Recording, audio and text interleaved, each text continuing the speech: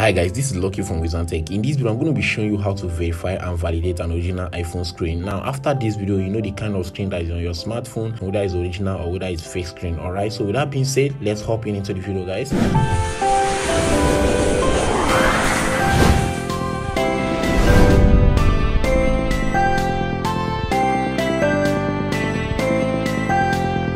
Now, the first method here is using Apple TrueTone. Apple TrueTone technology has been around for a while, first appearing on 9.7 iPad Pro back in 2016, although this TrueTone is only available from iPhone 8 upwards. Now, to check this, you need to tap and hold the brightness control.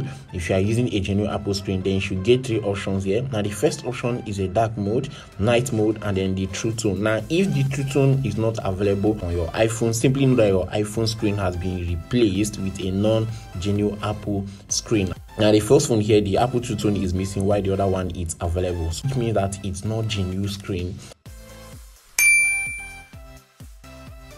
So to further confirm this, we need to go to settings and scroll down to general and open it, then click on about.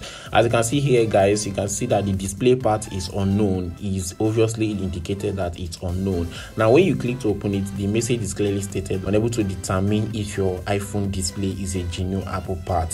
So guys, that is one of the ways to verify if you are using a genuine Apple iPhone screen. Now, another way is through the display brightness. Original screen, it usually have this kind of a retina or super retina display made from OLED panel that is incredibly bright and also color accurate. As you can see, the two phones that I have here, the color is not actually the same thing. Now, the other one tends to be brighter.